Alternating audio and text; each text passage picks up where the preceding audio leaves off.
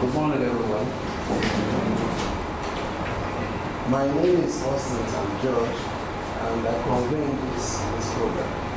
And it's very interesting that we are here not just for a communication course, but a communication course that is different from a host of other communication courses. Now, why this course is unique is because, unlike most communication courses, we will not be focusing just on the content of organizational communication. Now, most of the emphasis that you find in most conventional seminars is that they tend to focus on communication competence in terms of the content that a manager, for instance, transmits to other levels of workers in the work chain. But in this course, we are going to focus not only on the content, but on the relational aspects of communication organizations. And that is why it will be very interesting if we just pay some little bit of attention to see the uniqueness of this course. I'll do a panoramic rundown of what this course is about, so you get a sense of what to expect in each topic. Now, the first is understanding assertive communication. If there is an assertive communication, it means there are other forms of communication. So when we get to this point, we are going to talk about other styles of communication and why assertive communication is essentially different. There are all kinds of communication patterns. Actually, a lot of studies in Harvard, Yale Business School, and Stanford, reveal that 80% of organizational interaction is communication-based. But my suspicion is that 100% of all of management is in fact communication. Because you see, what most of these researchers tell us is that once we begin to, before we even begin to communicate an idea, we must first of all think about it. If you're a manager of an organization, such as most of you are, or team leaders of organizations, the tendency is that for you to formulate the organizing vision of the organization, you must mentalize it. That's cognitive process of thinking about the vision or the kind of prototype of relationship that will exist among members of a particular group is something that first of all happens in the head. That kind of cognitive process in communication studies is sometimes called intrapersonal communication. People don't get to see it because it happens in our heads.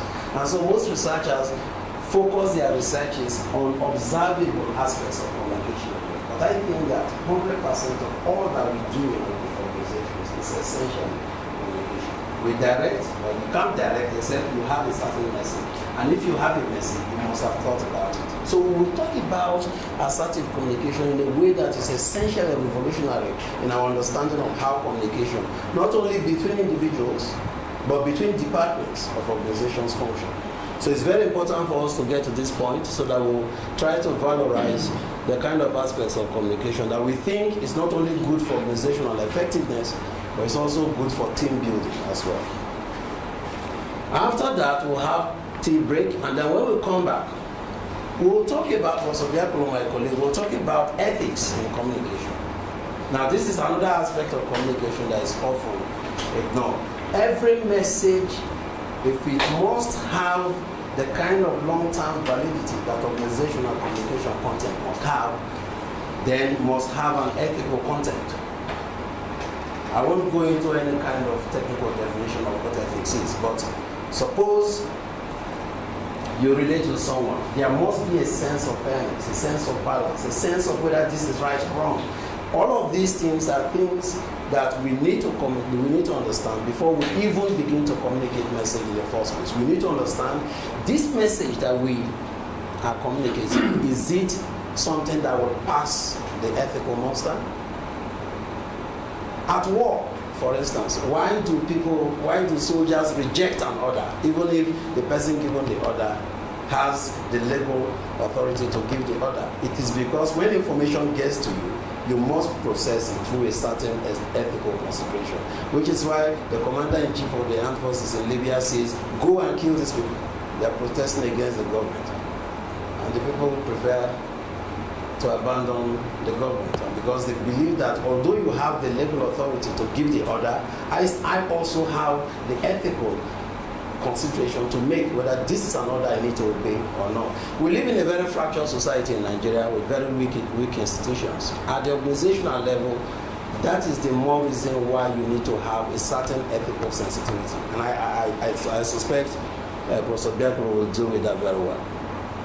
When we get to impediments of effective workplace relations, we need to identify those factors, those things that we do as human beings, not just in terms of action, but even in terms of attitude.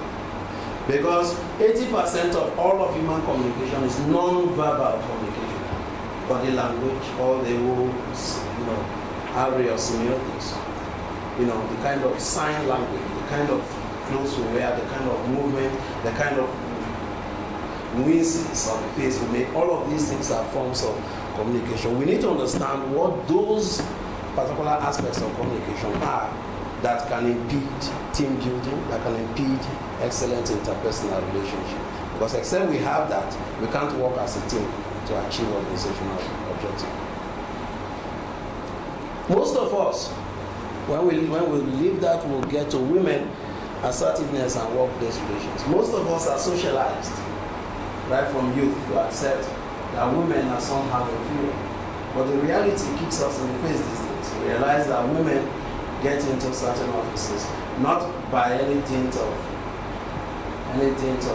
compromise or standards, but on the basis of their skills and merit. How do they function in these organizations, and how do we re-socialize ourselves to accept the authority that comes from the woman? Now, over the past 16 years or so, I've had dealings with all kinds of organizations abroad and here in Nigeria, and the tendency for most organizations and people who work within these organizations is to find it difficult to accept women in positions of authority. That's on one part. Then how will women themselves behave when they get into positions of authority?